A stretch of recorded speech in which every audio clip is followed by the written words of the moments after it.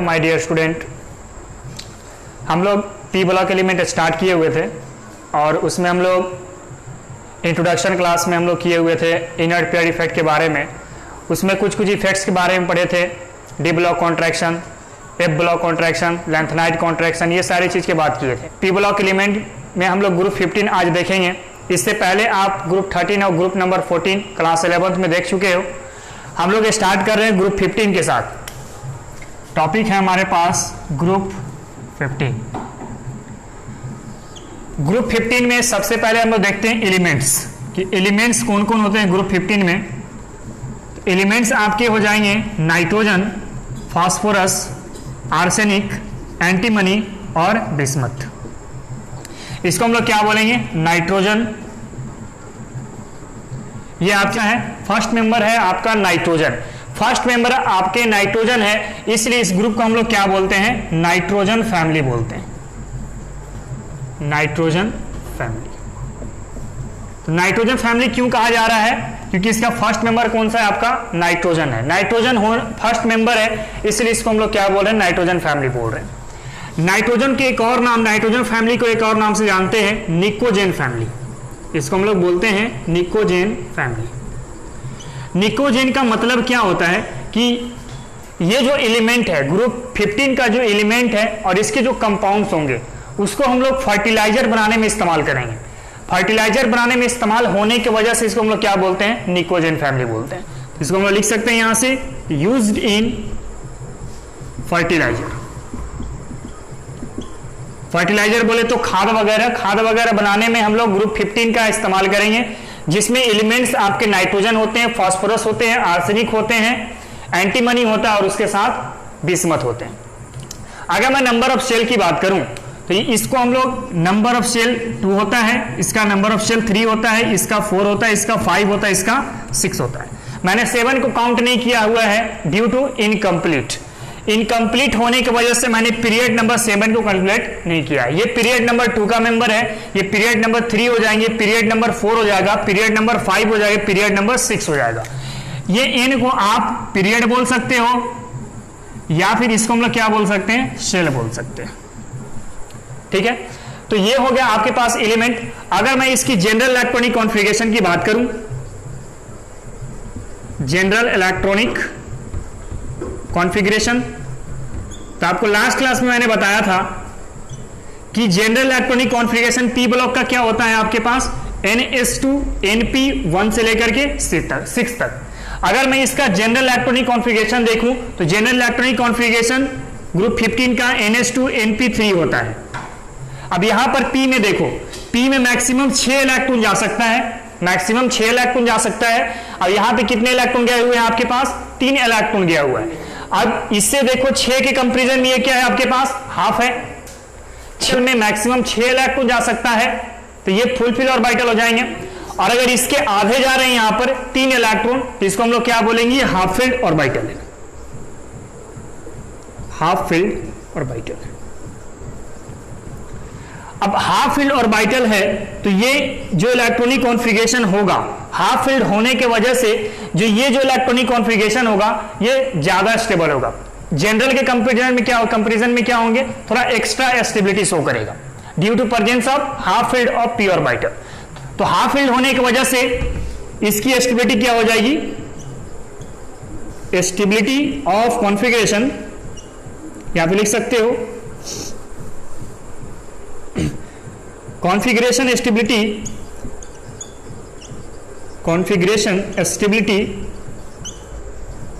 Increases. Stability increase क्यों किया? Due to presence of half filled P orbital. मैं फिर से रिकॉल कर रहा हूं, हम लोग ग्रुप 15 स्टार्ट किए हुए हैं। ग्रुप 15 में आपके elements nitrogen, phosphorus, arsenic, antimony और बिस्मथ हो जाएगा। ग्रुप 15 का सबसे पहला मेंबर नाइट्रोजन है, इसलिए हम लोग इसको क्या बोल रहे हैं, नाइट्रोजन फैमिली बोल रहे हैं। इसको हम लोग निकोजन फैमिली के नाम से भी जानते हैं, जिसका इस्तेमाल हम लोग फर्टिलाइजर के रूप में करते हैं। अगर मैं इसकी जनरल इलेक्ट्रॉनिक कॉन्फ़िगरेशन की बात करूं तो general electronic configuration p block के लिए NH2 NP 1 से 6 तक होता है, और ये ग्रुप 15 का क्या होता है, NH2 NP3, जहां पर n आपके पास क्या है, नंबर ऑफ शेल या फिर period. Number of shell n के लिए 2 होगा, फास्फोरस के लिए 3 होगा, आर्सेनिक के लिए 4 होंगे, एंटीमनी के लिए 5 होगा और बिस्मथ के लिए 6 होंगे।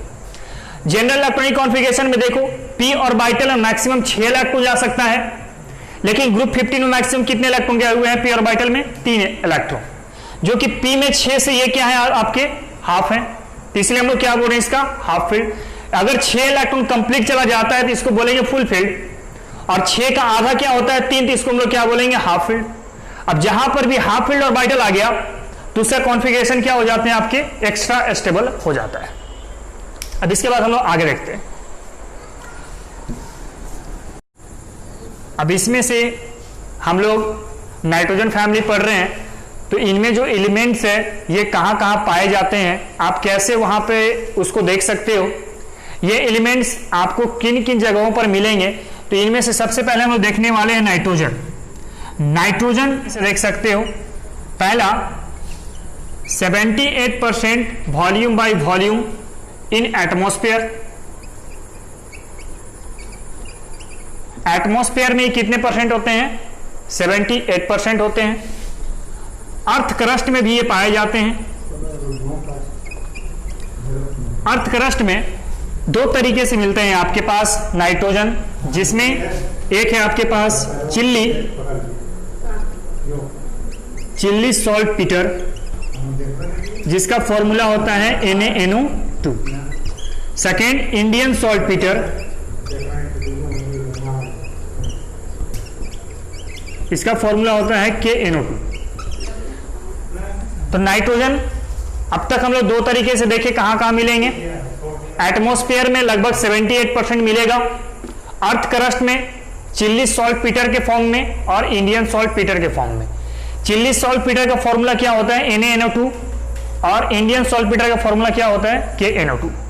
एक और फॉर्म में आप इसको देख सकते हो, एक जगह पे और मिल जाता है ये लिविंग ऑर्गेनिज्म में। लिविंग ऑर्गेनिज्म कहने का मतलब क्या है, प्लांट्स और एनिमल में। प्लांट एनिमल में ये प्रोटीन के फॉर्म में एग्जिस्ट कर, प्रोटीन में मिलेगा ये नाइट्रोजन, और न्यूक्लिक एसिड में नाइट्रोजन मिलेगा। एक होता है आपके पास फास्फोरस। फास्फोरस कहां कहां मिल जाएगा आपको, फास्फोरस भी आपके लिविंग ऑर्गेनिज्म में पाए जाते हैं, जैसे कि डीएनए और आरएनए में आसानी से मिल जाएगा। अगर आप डीएनए आरएनए में देखना चाहो तो न्यूक्लियोटाइड में ये फास्फोरस पाए जाते हैं। न्यूक्लियोटाइड होता क्या है, जब हम लोग बायोमोलिक्यूल्स पढ़ेंगे तो वहां पर हम लोग बात करें न्यूक्लियोटाइड न्यूक्लियोसाइड क्या होते हैं। फास्फोरस और एक जगह पर मिलते हैं अपटाइड फैमिली में। अपटाइड फैमिली का फॉर्मूला क्या होता है, Ca9Pa4 का होल 6 CaX2, जहां पर X आपके पास क्या है, हैलोजन। इसका नेमिंग की अगर हम लोग बात करते हैं कि इसका नाम कैसे दिया जाएगा, तो इसका नेम होता है हेलोएप्टेट के फॉर्म में। जैसे एग्जाम्पल के तौर पे X में आपके क्या क्या आ जाएंगे, फ्लोरीन, क्लोरीन, ब्रोमीन और आयोडीन आ जाएगा। अगर मैं X की जगह पर मैं फ्लोरीन रखता हूं तो क्या हो जाएगा फॉर्मूला, Ca9PO4 का होल 6 CaF2। इसका क्या नाम हो जाएगा, फ्लोरोएप्टेट। एप्टेट का एप्टेट और फ्लोरो यानी कि हैलोजन, तो हैलोजन के लिए फ्लोरो F लगाए तो फ्लोरो इस्तेमाल कर दिए, और पूरे मेंबर किसका फैमिली है, एप्टेट का फैमिली है, तो हम लोग क्या बोलेंगे, फ्लोरोएप्टेट। अगर X के जगह पर आप क्लोरीन रखते हो तो उसको हम लोग बोलेंगे क्लोरोएप्टेट। अगर आप ब्रोमीन रखते हो तो बोलेंगे हम लोग ब्रोमोएप्टेट। आयोडीन रखोगे तो आयोडोएप्टेट। तो ये नाइट्रोजन और फास्फोरस यहां पर एग्जिट कर जाएंगे।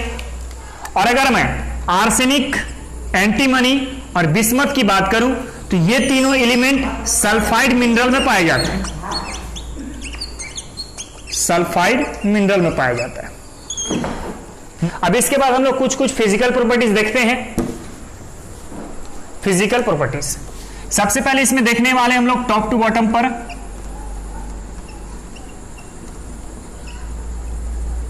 अब नाइट्रोजन, फास्फोरस, आर्सेनिक, एंटीमनी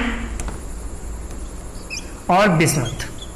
आपको मैंने बताया था यहां पर नंबर ऑफ शेल कितने होते हैं, 2। यहां पे number of shell 3, number of shell 4, number of shell यहां पे 5 हो जाएगा, यहां पे नंबर ऑफ सेल 6 हो जाएंगे। सेल कहने का मतलब देखो, नाइट्रोजन एक एटम है तो एटम में न्यूक्लियस होगा, ये न्यूक्लियस पार्ट हो गए। अब इसमें 2 सेल है, एक के सेल और दूसरा एल सेल। इसमें सेल 3 है, 1, 2 और एक हो जाएंगे यहां से 3। उसी तरीके से इसमें कितने हो जाएंगे, 4। एक ये न्यूक्लियस का पार्ट है, इसको मैं काउंट नहीं करूंगा, 1, 2, 3, 4। उसी तरीके से यहां पर 5 हो जाएंगे, यहां पर क्या हो जाएंगे, 6 हो जाएंगे। अब देखो टॉप टू बॉटम आ रहे हो तो नंबर ऑफ सेल क्या हो रहे हैं, इंक्रीज कर रहे हैं। अब मैं एटॉमिक रेडियस की अगर मैं बात कर रहा हूं कि एटॉमिक रेडियस को फाइंड आउट करो, तो एटॉमिक रेडियस क्या हो जाते हैं, यहां से एटम के न्यूक्लियस के सेंटर से इसके आउटर मोस्ट इलेक्ट्रॉन में, इलेक्ट्रॉन का जो डिस्टेंस होगा वही आपको क्या कहलाएगा, एटॉमिक रेडियस कहलाएगा। यहां पर भी इलेक्ट्रॉन होगा, यहां पर भी इलेक्ट्रॉन होगा, इस सारे सेल में इलेक्ट्रॉन अवेलेबल होंगे। तो एटम के सेंटर से लेकर के इसके आउटर मोस्ट इलेक्ट्रॉन के बीच का जो डिस्टेंस होगा उसी को हम लोग क्या बोलेंगे, एटॉमिक रेडियस बोलेंगे। अब देखो टॉप टू बॉटम आते जा रहे हो तो एक एक सेल बढ़ता जा रहा है, यहां के बाद यहां एक सेल और इंक्रीज कर जाएगा, यहां पर एक सेल और इंक्रीज कर जाएगा, तो यहां न्यूक्लियस और आउटर मोस्ट इलेक्ट्रॉन के बीच का डिस्टेंस भी क्या होते जाएंगे, आपके बढ़ते चले जाएंगे। तो टॉप टू बॉटम आओ, तो टॉप टू बॉटम आने के बाद एटॉमिक साइज क्या होते हैं आपके, इंक्रीज करते हैं। इंक्रीज करने का रीजन क्या है, क्योंकि नंबर ऑफ सेल क्या होते हैं आपके पास, इंक्रीज करते हुए जाते हैं। तो एक पॉइंट यहां से लिख सकते हैं, पहला ए नंबर एटॉमिक रेडियस का, atomic radius from top to bottom atomic size. आप कोवेलेंट रेडियस भी ले सकते हो, यहां से are increases due to increasing number of shell। यानी कि टॉप टू बॉटम आओ तो एटॉमिक रेडियस क्या होंगे आपके पास, इंक्रीज करेंगे। इंक्रीज करने का रीजन क्या है आपके पास, नंबर ऑफ शेल क्या होंगे, इंक्रीज करेंगे। एटॉमिक रेडियस क्या होता है, एटम के सेंटर से लेकर के, एटम का सेंटर कहने का मतलब है न्यूक्लियस का भी सेंटर, तो न्यूक्लियस के सेंटर से लेकर के उसके आउटर मोस्ट इलेक्ट्रॉन के बीच का जो डिस्टेंस होगा वही हमारा क्या कहलाएगा, एटॉमिक रेडियस कहलाएगा। यहां पर इसके न्यूक्लियस के सेंटर से लेकर के आउटर मोस्ट इलेक्ट्रॉन के बीच का जो डिस्टेंस है उसको हम लोग क्या बोलेंगे, एटॉमिक रेडियस बोलेंगे, या फिर कोवेलेंट रेडियस भी आप बोल सकते हो। अब टॉप टू बॉटम आओगे तो नंबर ऑफ सेल बढ़ता चला जा रहा है, क्योंकि यहां पर नंबर ऑफ सेल 2 थे तो 1 और 2, यहां पर नंबर ऑफ सेल 3 हो गए थे 1 2 3, यहां पर 4 हो गए थे 1 2 3 4, उसी तरीके से यहां पर 5 हो जाएंगे, उसी तरीके से यहां पर 6 हो जाएंगे। तो जैसे जैसे ऊपर से नीचे आओगे, ग्रुप्स में मूव करोगे या फिर टॉप टू बॉटम आओगे तो नंबर ऑफ सेल इंक्रीज करते जाते हैं, नंबर ऑफ सेल इंक्रीज करते जाता है, जिसके वजह से इसका एटॉमिक साइज क्या होता जा रहा है, आपका बढ़ता चला जा रहा है। ये पहली चीज थे। अब हम लोग अगर मैं बात कर रहा हूं, सपोज करो ये नाइट्रोजन है, ये फास्फोरस है, ये आर्सेनिक है, ये एंटीमनी और ये बिस्मथ है। अगर मैं एटॉमिक साइज की बात करूं तो अरेंजमेंट कैसे होता है, टॉप टू बॉटम, ऊपर से नीचे इस टाइप से। तो सबसे बड़ा साइज किसका दिखेगा, बिस्मथ का, क्योंकि इसके पास नंबर ऑफ सेल सबसे ज्यादा होंगे। इसके कंपेरिजन बिस्मथ एंटीमनी के पास नंबर ऑफ सेल कम हो जाएगा, तो इसका साइज एंटीमनी कंपेरिजन में, बिस्मथ के कंपेरिजन में एंटीमनी की साइज क्या हो जाएगा, कम हो जाएगा। अब इसके कंपेरिजन में आर्सेनिक के पास और नंबर ऑफ सेल कम होंगे, तो इसके कंपेरिजन में इसका साइज और कम हो जाएगा। इसके कंपेरिजन में फास्फोरस के पास नंबर ऑफ सेल और कम हो जाएंगे, तो इसका साइज और छोटा हो जाएगा और ये सबसे छोटा हो जाएगा। तो सबसे बड़ा साइज किसका दिख रहा है आपके पास? बिस्मथ का। क्यों? क्योंकि नंबर ऑफ शेल क्या है? ज्यादा है। तो इन कंपेरिजन में इसमें देखो कंपेयर करके, तो बिस्मथ का साइज सबसे ज्यादा, उसके बाद एंटीमनी, उसके बाद आर्सेनिक, उसके बाद फास्फोरस, उसके बाद नाइट्रोजन। तो ये आपके एटॉमिक रेडियाई का ऑर्डर हो गया। अब देखो यहां से सेकेंड हम लोग बात करेंगे आयोनाइजेशन एनर्जी का। आयोनाइजेशन एनर्जी जिसको हम लोग डेल्टा एस से डिनोट करेंगे। आयोनाइजेशन एनर्जी क्या होता है? Minimum amount of energy required to ejection of outermost electron is called in isolated gaseous atom is called ionization energy. Outermost electron को यानी बाहरी वाले इलेक्ट्रॉन को निकालने के लिए जितना कम से कम एनर्जी खर्च होगा आइसोलेटेड गैसियस एटम में, उसको हम लोग क्या बोलते हैं? आयोनाइजेशन एनर्जी बोलते हैं। जैसे कि यहां पर देखो ये आउटर मोस्ट इलेक्ट्रॉन है, यहां पर भी आउटर मोस्ट इलेक्ट्रॉन है, यहां पर भी आउटर मोस्ट इलेक्ट्रॉन है। तो इस आउटर मोस्ट इलेक्ट्रॉन को रिमूव करने के लिए, बाहर निकालने के लिए, आउटर मोस्ट इलेक्ट्रॉन को बाहर निकालने के लिए जितना एनर्जी इसमें अप्लाई करोगे, जितना एनर्जी खर्च करोगे, जितना एनर्जी दोगे, वही एनर्जी क्या कहलाएगा? आयोनाइजेशन एनर्जी कहलाएगा। यानी कि आउटर मोस्ट इलेक्ट्रॉन को निकालने में जितना एनर्जी खर्च होता है आइसोलेटेड गैसियस एटम में, उसको हम लोग क्या बोलते हैं? आयोनाइजेशन एनर्जी बोलते हैं। तो यहां से एक चीज लिख सकते हो, minimum amount of energy required to ejection of outermost electron in isolated gaseous atom called ionization energy. अब देखो एक चीज जरा गौर करना, यहां से यहां पर देखो ये इलेक्ट्रॉन है आउटर मोस्ट इलेक्ट्रॉन, यहां पर भी आउटर मोस्ट इलेक्ट्रॉन, यहां पर भी आउटर मोस्ट इलेक्ट्रॉन है। अब देखो तो ये इलेक्ट्रॉन आपके नेगेटिवली चार्ज होंगे और ये आपके पॉजिटिवली चार्ज होंगे। यहां पर फोर्स ऑफ अट्रैक्शन काम करेगा, कहीं पर भी इलेक्ट्रॉन रहेगा तो आउटर मोस्ट इलेक्ट्रॉन यहां पर ही फोर्स ऑफ अट्रैक्शन काम करेगा। यहां पर आउटर मोस्ट इलेक्ट्रॉन है और यहां पर न्यूक्लियस है, दोनों के बीच फोर्स ऑफ अट्रैक्शन काम करेगा, यहां पर भी फोर्स ऑफ अट्रैक्शन काम करेगा। अब सबसे ज्यादा फोर्स ऑफ अट्रैक्शन काम कहां पे करेगा? नाइट्रोजन में। क्यों? क्योंकि न्यूक्लियस पॉजिटिव चार्ज और नेगेटिव चार्ज के बीच में मिनिमम डिस्टेंस है। अब आपको कूलम्ब से लोग पता होगा, F इक्वल टू क्या होते हैं? KQ square upon R square. ठीक है, zero upon R square coulomb से लो है ये। अगर मैं इसको कांस्टेंट मान रहा हूं KQ स्क्वायर, तो क्या हो जाएगा? Force inversely proportional to radius. Radius जितना बढ़ेगा फोर्स उतना ही कम होगा। यानी कि यहां से यहां पर देखो तो रेडियस ज्यादा हो रहा है, तो यहां पर फोर्स क्या होगा? मिनिमम। उसी तरीके से यहां पर देखो तो रेडियस क्या है आपके पास? कम। रेडियस कम है तो फोर्स यहां पे क्या होगा? ज्यादा होगा। अब जरा सोचो, यहां पर फोर्स क्या मिल गया आपके? ज्यादा। यहां पर फोर्स ज्यादा मिल गया, ज्यादा मिल गया फोर्स, इसका मतलब पॉजिटिव चार्ज और नेगेटिव चार्ज के बीच में बॉन्डिंग क्या होगा? स्ट्रांग होगा। अब स्ट्रांग होगा बॉन्डिंग, तो उसको तोड़ने में हमें एनर्जी ज्यादा खर्च करना पड़ेगा, तब तो ये बॉन्ड टूटेगा। लेकिन यहां पर देखो, यहां पर फोर्स क्या है? मिनिमम। फोर्स मिनिमम है तो यहां पर बॉन्डिंग क्या होगा? कमजोर। बॉन्डिंग कमजोर होगा तो हल्का सा भी एनर्जी अप्लाई करोगे ये बॉन्ड टूट जाएगा।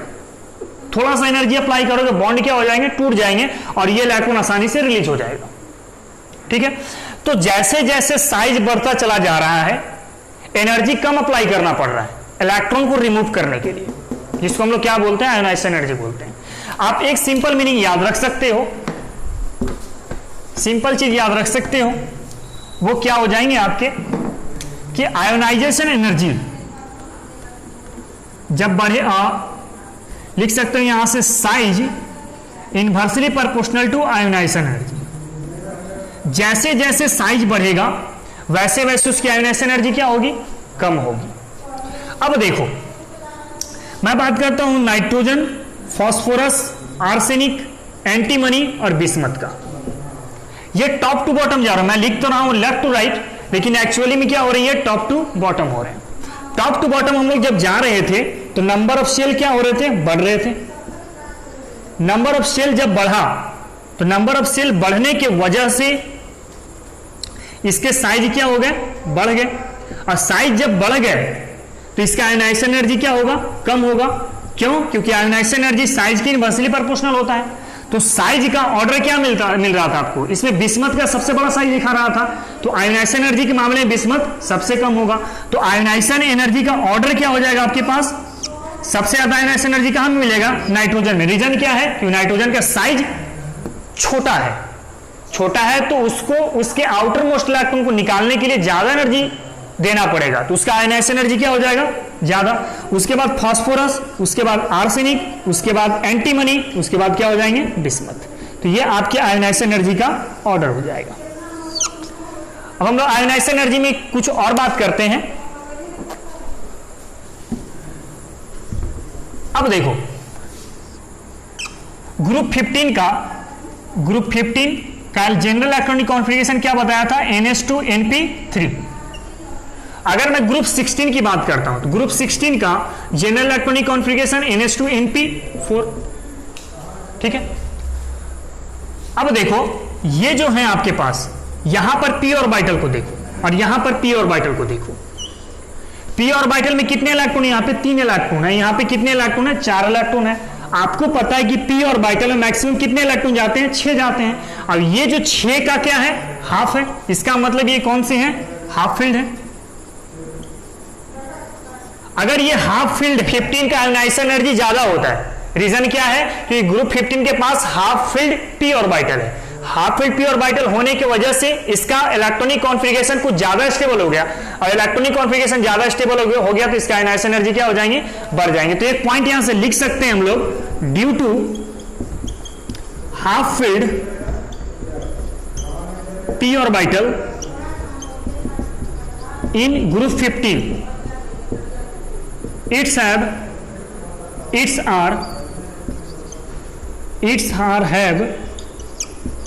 more ionization energy in compared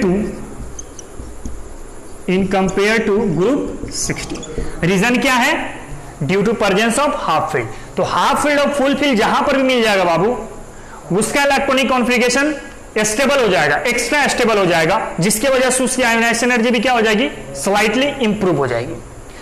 अब इसके बाद कुछ और बात हम लोग करते हैं यहीं पर आयोनाइजेशन एनर्जी में। मान लो आप लोग स्कूल जाते हो, स्कूल में प्रेयर करवाया जाता है, तो प्रेयर करवाने के लिए हम लोग लाइन पंक्ति में खड़े होते हैं। सपोज करो ये प्रेयर करने के लिए लाइन में लगा हुआ इंसान है, इसमें 5 लोग खड़े हैं, 1 2 3 4 और एक क्या हो गया आपके पास 5। ये नॉर्मल कंडीशन है कि एक लाइन में कितने इंसान आ सकते हैं, 5 इंसान आ सकते हैं, ये नॉर्मल कंडीशन है। ठीक है, अब मैं कह रहा हूं कि इसमें से मैंने 2 स्टूडेंट को बाहर निकाल दिया, 2 स्टूडेंट को क्या किया हूं मैं, बाहर निकाल दिया हूं। तो पहले थे 5, अब कितने बचेंगे, 2 निकालने के बाद बचेंगे यहां पर 3। कि यहां पर मान लो मैंने 2 स्टूडेंट को ऐड कर दिया, तो पहले थे 5, अब 2 ऐड हो जाएंगे तो कितने बन जाएंगे, 7 बन जाएंगे। तो यहां पर कितने स्टूडेंट का पंक्ति बन जाएगा, 7, 1 2 3 4 5 और 1 2 3 4 5 6 और 1 हो जाएंगे 7। अब देखो, अब मैं रिमूव कर रहा हूं। ठीक है, मैं नॉर्मल कंडीशन मान रहा हूं। ये नॉर्मल कंडीशन तब है जब नंबर ऑफ प्रोटॉन बराबर होता नंबर ऑफ इलेक्ट्रॉन से। ठीक है, ये जो है इसको मैंने रिमूव किया है इलेक्ट्रॉन के मामले में। क्या रिमूव किया है, इलेक्ट्रॉन एडिशन क्या करवाया है, इलेक्ट्रॉन को। तो जिस वक्त प्रोटॉन और नंबर ऑफ इलेक्ट्रॉन बराबर थे उस वक्त मैंने क्या माना, नॉर्मल कंडीशन। अब मैंने 2 स्टूडेंट को बाहर निकाल दिया, यानी कि 2 इलेक्ट्रॉन को मैंने बाहर निकाल दिया। जैसे ही इलेक्ट्रॉन को बाहर निकालोगे तो इसका साइज देखो क्या हो गया है, कम हो गया है, साइज डिक्रीज कर गया है। ठीक है, अब जैसे ही स्टूडेंट को ऐड किए हो तो इसका साइज क्या हो गया है, बढ़ गया है। ठीक है, अब देखो यहां नॉर्मल कंडीशन था तो जितना पॉजिटिव चार्ज थे उतना ही आपके नेगेटिव चार्ज थे।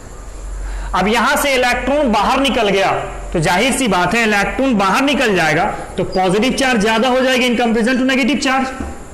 तो यहां पर नेट क्या दिखेगा, नेट चार्ज दिखेगा पॉजिटिव।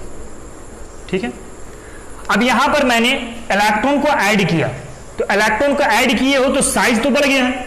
अब इलेक्ट्रॉन ऐड किए हो, पहले थे बराबर पॉजिटिव और नेगेटिव, अब इलेक्ट्रॉन को ऐड कर दिए, पहले थे 5 इलेक्ट्रॉन और 5 प्रोटॉन, इलेक्ट्रॉन बाहर निकाल दिए तो यहां पर पॉजिटिव चार्ज ज्यादा हो गया, इलेक्ट्रॉन को यहां पर ऐड कर दोगे तो नेगेटिव चार्ज ज्यादा हो जाएगा। इसका मतलब नेट चार्ज यहां पे क्या दिखेगा, नेगेटिव चार्ज दिखेगा। अब इसका मतलब साइज के मामले में अगर बात करें तो साइज नेगेटिव चार्ज का सबसे बड़ा दिखेगा, उसके बाद किसका साइज दिख रहा है, नॉर्मल वाले का, और उसके बाद किसका दिख रहा है, पॉजिटिव चार्ज का। ठीक है, अगर मैं आयोनाइजेशन एनर्जी की बात करूं तो साइज इनवर्सली प्रोपोर्शनल टू क्या होते हैं, आयोनाइजेशन एनर्जी। ठीक है, अब साइज देखो, साइज में सबसे बड़ा कौन दिखा रहा है, नेगेटिव चार्ज, तो आयोनाइजेशन एनर्जी में सबसे कम कौन दिखाएगा, नेगेटिव चार्ज। उसके बाद दिखाएंगे नॉर्मल, उसके बाद दिखाएगा पॉजिटिव चार्ज। ठीक है, अब जैसे कि एग्जांपल लेता हूं, सपोज करो x है, x पॉजिटिव है और x नेगेटिव है, इसका आयोनाइजेशन एनर्जी का ऑर्डर क्या होगा। तो आयोनाइजेशन एनर्जी का ऑर्डर निकालने के लिए आप इसके आधार पे चल सकते हो। साइज देखो, साइज सबसे बड़ा किसका दिखेगा, नेगेटिव चार्ज वाले का, उसके बाद नॉर्मल वाले का, उसके बाद पॉजिटिव चार्ज वाले का। फिर आयोनाइजेशन एनर्जी निकालो तो आयोनाइजेशन एनर्जी इसका उल्टा हो जाएगा, यानी कि सबसे ज्यादा आयोनाइजेशन एनर्जी किसका मिल जाएगा, पॉजिटिव चार्ज का। रीजन क्या है, इसका साइज सबसे छोटा है, जिसकी वजह से आयोनाइजेशन एनर्जी सबसे हाई हो जाएगा। उसके बाद नॉर्मल, उसके बाद एक्स नेगेटिव। आपको समझ में आ रहा होगा आयोनाइजेशन एनर्जी के बारे में। आयोनाइजेशन एनर्जी में ही यस पार्ट है जिसके चारों तरफ सेल है, ये पहला सेल है, ये आपके पास दूसरा सेल है। और मैं ले लेता हूं एक और एटम ले लेता हूं, इसका भी न्यूक्लियस पार्ट है, और एक और एटम लेता हूं, इसका भी न्यूक्लियस पार्ट है। इसके पास भी सेल है और इसके पास भी सेल है।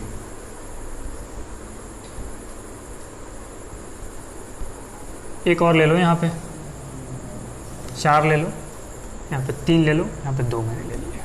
अब देखो यहां पर एक इलेक्ट्रॉन है, यहां पर भी एक इलेक्ट्रॉन है, यहां पर भी इलेक्ट्रॉन है, यहां पर भी इलेक्ट्रॉन है, यहां पर इलेक्ट्रॉन है, यहां पर भी इलेक्ट्रॉन है, यहां पर भी इलेक्ट्रॉन है, इसके पास यहां पर इलेक्ट्रॉन है और यहां पर इलेक्ट्रॉन है। देखो अब मैं इसमें एनर्जी अप्लाई किया, एनर्जी अप्लाई करो तो ये कहलाएंगे आयोनाइजेशन एनर्जी। अगर इस इलेक्ट्रॉन को बाहर निकालते हो तब, अगर एक इलेक्ट्रॉन को बाहर निकाल रहे हो तो उसको बोलेंगे हम लोग फर्स्ट आयोनाइजेशन एनर्जी।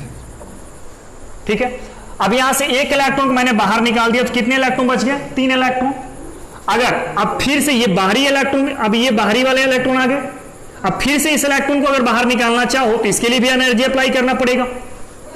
अब इसी एटम में इसको मैंने बोला फर्स्ट आयोनाइजेशन एनर्जी जब मैंने एक इलेक्ट्रॉन को निकाला, जब दूसरे इलेक्ट्रॉन को निकालोगे तो इसको बोलेंगे हम लोग सेकंड आयोनाइजेशन एनर्जी।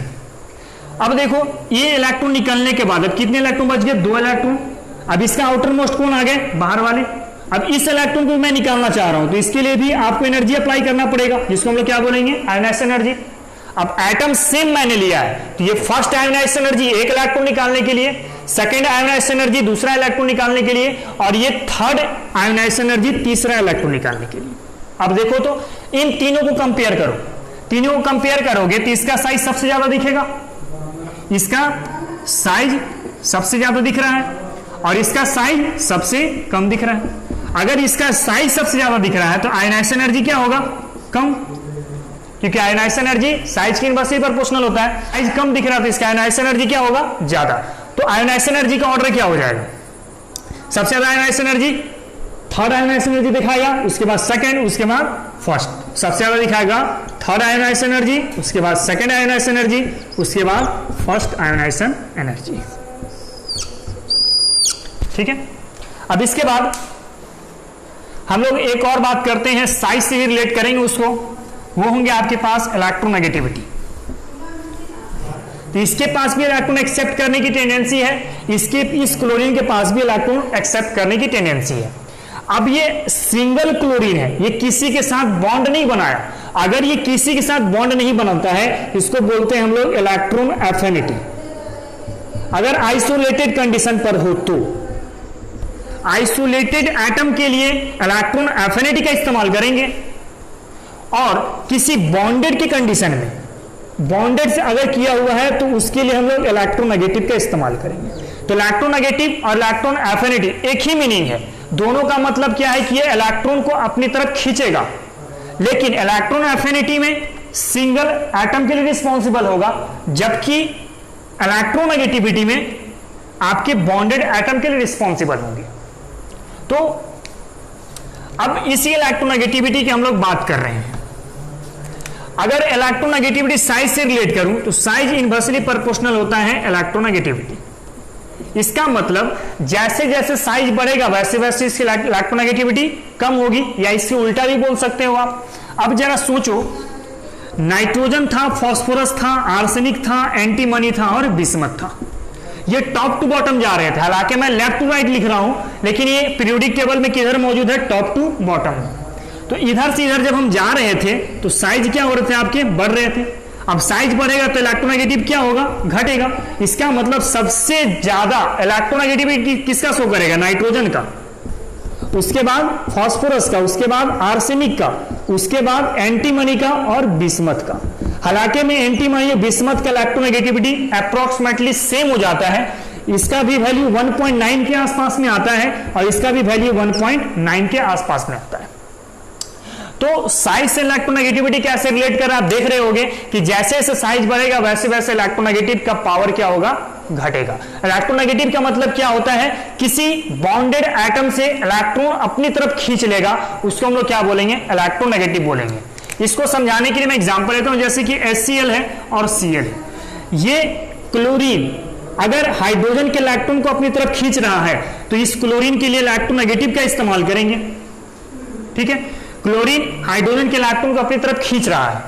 अगर सिर्फ और सिर्फ क्लोरीन हो या आइसोलेटेड एटम हो तो उसके लिए हम लोग क्या बात करेंगे, इलेक्ट्रॉन एफिनिटी बात करेंगे। तो ये थे आपके पास इलेक्ट्रोनेगेटिविटी। अगर मैं मेटालिक कैरेक्टर की बात करूं, मेटालिक कैरेक्टर, तो metallic character top to bottom increase करता है, top to bottom increases due to size increases and ionization energy decreases. तो साइज के बढ़ने की वजह से और आयोनाइजेशन एनर्जी के कम होने की वजह से मेटालिक कैरेक्टर क्या होते हैं, आपके टॉप टू बॉटम इंक्रीज करते हैं, जैसे कि नाइट्रोजन, फास्फोरस, आर्सेनिक, एंटीमनी और बिस्मथ। टॉप टू बॉटम आओगे तो मेटालिक कैरेक्टर क्या होगा, बढ़ेगा।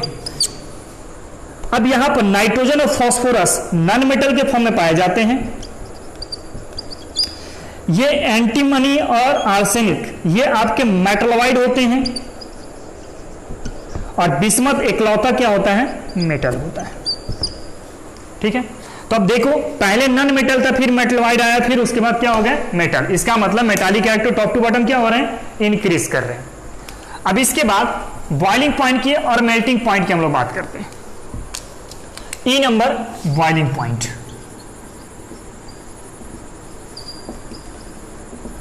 तो बॉइलिंग पॉइंट भी टॉप टू बॉटम क्या होते हैं, इंक्रीज करते हैं।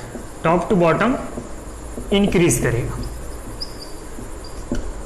टॉप टू बॉटम इंक्रीज करेगा तो नाना पार्टिकल ऐश्वर्या सब बीमार। इसका मतलब सबसे ज्यादा बॉइलिंग पॉइंट किसका शो करेगा, बिस्मथ का, उसके बाद एंटीमनी, आर्सेनिक, फास्फोरस और नाइट्रोजन का, ठीक है।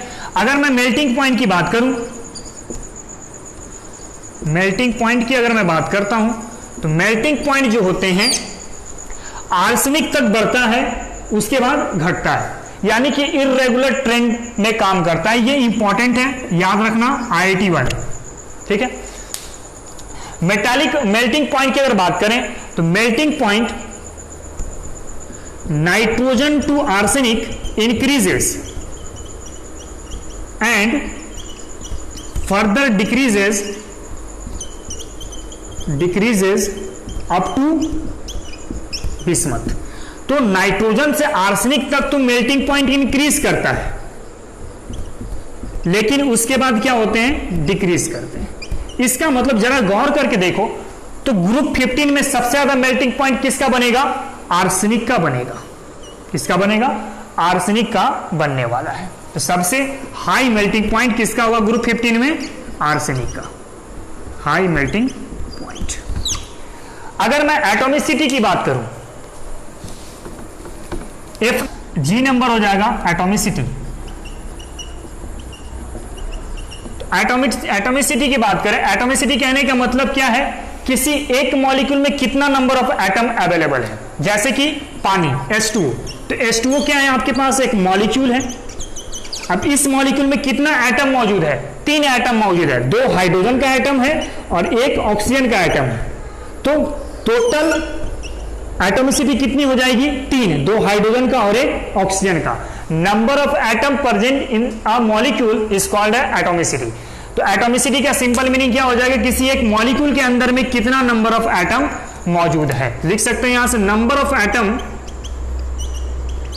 Present in single molecule,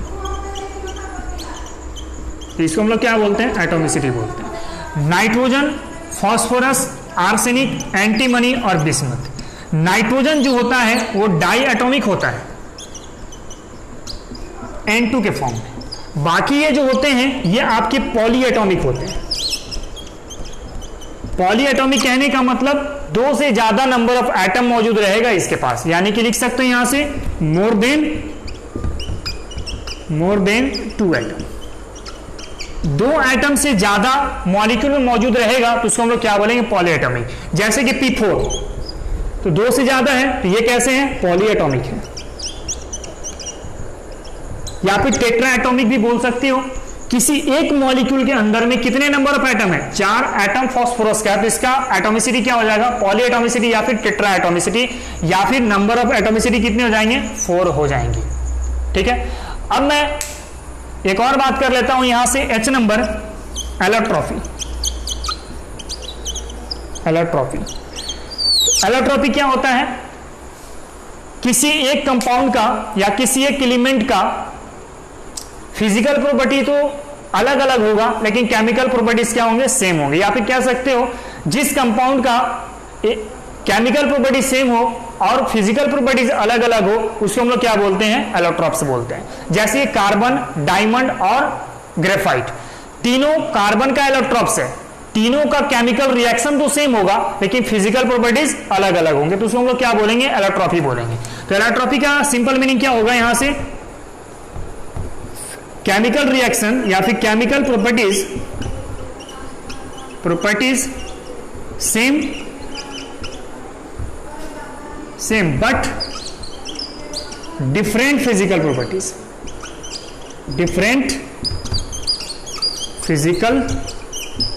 properties, इसको हम लोग क्या बोलते हैं? एलोट्रॉप्स बोलते हैं।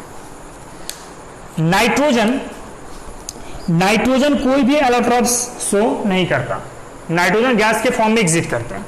फास्फोरस के पास 3 एलोट्रॉप्स होते हैं जिसमें कि व्हाइट फास्फोरस, रेड फास्फोरस और ब्लैक फास्फोरस होगा। ठीक है। आर्सेनिक और एंटीमनी की बात करूं तो इसके एलोट्रॉप्स 2 होते हैं जिसमें कि एक ग्रे कलर का होता है और दूसरा येलो कलर का होता है। दोनों का केमिकल रिएक्शन तो सेम होगा लेकिन उसकी फिजिकल प्रॉपर्टीज क्या होगी? अलग अलग होगी। और बिस्मथ की अगर मैं बात करूं तो बिस्मथ का बहुत सारे होते हैं जैसे कि alpha, beta, gamma, delta etc। तो सबसे ज्यादा एलोट्रॉप्स किसका शो करेगा? बिस्मथ का शो करेगा इन ग्रुप 15। ग्रुप 15 में सबसे ज्यादा एलोट्रॉप बिस्मथ का शो करेगा और सबसे कम आर्सेनिक और एंटीमनी का। और नाइट्रोजन के पास कोई भी एलोट्रॉपिक शो नहीं करे। नाइट्रोजन सिंगल गैसियस है तो वो गैसियस ही रहेगा। ठीक है। इसके बाद आई नंबर, एच के बाद हम लोग आई नंबर देखते हैं। आई हमारे पास प्रॉपर्टीज हो जाएगा कैटिनेशन प्रॉपर्टीज, या फिर इसी को आप बोल सकते हो टेंडेंसी। कैटिनेशन टेंडेंसी क्या होता है? आप कार्बन को लेकर के चलो, जैसे कि मान लो कार्बन है और कार्बन ले लो और कार्बन ले लो और कार्बन ले लो। कार्बन कार्बन आपस में लिंक होकर के एक लंबा चेन बनाता है, उसको हम लोग क्या बोलते हैं? कैटिनेशन टेंडेंसी बोलते हैं। जैसे कि आप लॉकेट देखे होंगे, रिंग, ये आपकी एक रिंग हो गए। अब इसके जैसे जैसे बहुत सारे मिल जाएंगे तो एक चेन बनाता है। क्या बनाता है? चेन बनाता है। ये जो प्रॉपर्टीज कहलाते हैं इसको हम लोग क्या बोलते हैं? कैटिनेशन प्रॉपर्टीज बोलते हैं। तो नाइट्रोजन फैमिली जो होते हैं ये भी कैटिनेशन टेंडेंसी शो करता है। इसके भी जो एलिमेंट्स होते हैं वो आपस में लिंक हो जाते हैं, एक लंबा चेन बना लेता है। इसको हम लोग कैटिनेशन प्रॉपर्टीज बोलते हैं। तो यहां से लिख सकते हैं हम लोग group 15 element also shows catenation tendency but less extinct than group 14। सबसे ज्यादा कैटिनेशन टेंडेंसी ग्रुप 14 में शो करता है, दैट इज कार्बन फैमिली में शो करता है। थोड़ा बहुत कैटिनेशन आपको ग्रुप 15 में भी दिखने को मिलेगा। इसमें भी बहुत सारे एलिमेंट होते हैं, जैसे कि नाइट्रोजन हो जाएगा तो अपने साथ नाइट्रोजन लिंक कर लेगा, फास्फोरस हो जाएगा, फास्फोरस भी आपस में लिंक करके लंबा चेन बनाता है, उससे हम लोग कैटिनेशन प्रॉपर्टीज बोलते हैं। अगर कार्बन कार्बन कैटिनेशन एनर्जी की हम लोग बात करें तो इसका होता है 353.3 किलो जूल पर मोल के आसपास में। और अगर मैं नाइट्रोजन की बात करूं तो नाइट्रोजन में होते हैं 160.8 किलो जूल पर मोल के आसपास में। फास्फोरस की बात करें तो इसका होता है 205 या फिर 201.8 किलो जूल पर मोल के आसपास में। और अगर आर्सेनिक हम लोग बात करें तो आर्सेनिक में 147.8 किलो जूल पर मोल के आसपास में इसका कैटिनेशन एनर्जी होता है। जितना ज्यादा कैटिनेशन एनर्जी होगा उसके पास उतना टेंडेंसी होगा कि अपने साथ एलिमेंट को जोड़ करके लंबा चेन बना लेगा। तो आपको दिख रहा होगा सबसे ज्यादा एनर्जी कार्बन के बीच में दिख रहा है, तो सबसे ज्यादा कैटिनेशन किसके पास शो करेगा? कार्बन में शो करेगा सबसे ज्यादा। कि कार्बन बहुत सारे कार्बन आपस में जुड़ करके एक लंबा सा चेन बना लेता है, उसको हम लोग क्या बोलते हैं? कैटिनेशन टेंडेंसी बोलते हैं। इसके बाद एनर्जी किसके पास है? फास्फोरस के पास। तो कैटिनेशन टेंडेंसी कार्बन के बाद किसके पास मिल जाएगा? फास्फोरस के पास मिल जाएगा। उसके बाद नाइट्रोजन के पास मिल जाएंगे, उसके बाद आर्सेनिक के पास मिल जाएगा। अब जैसे मैं इथेन की बात करूं, सपोज करो मैं प्रोपेन बात कर रहा हूं, प्रोपेन। तो प्रोपेन का फॉर्मूला क्या होता है? C3H8। अब देखो कार्बन एक कार्बन, दो कार्बन, तीन कार्बन अगर आपस में लिंक कर जा रहा है तो लिंक तभी कर सकता है जब उसके पास ये एनर्जी अवेलेबल होगा। अगर ये एनर्जी एब्सेंट होगा तो वो लिंक नहीं कर सकता है। तो कार्बन है तो कार्बन बहुत सारे कार्बन के साथ मिलकर के एक लंबा सा चेन बना लेगा, उसको हम लोग क्या बोलेंगे? कैटिनेशन प्रॉपर्टीज बोलेंगे। तो यहां तक आपके फिजिकल प्रॉपर्टीज थे। मैं इस बार नेक्स्ट क्लास में हम लोग chemical properties of group 15 start करेंगे, उसके बाद प्रिपरेशन की तरफ मूव करेंगे। तो आज के लिए इतना ही।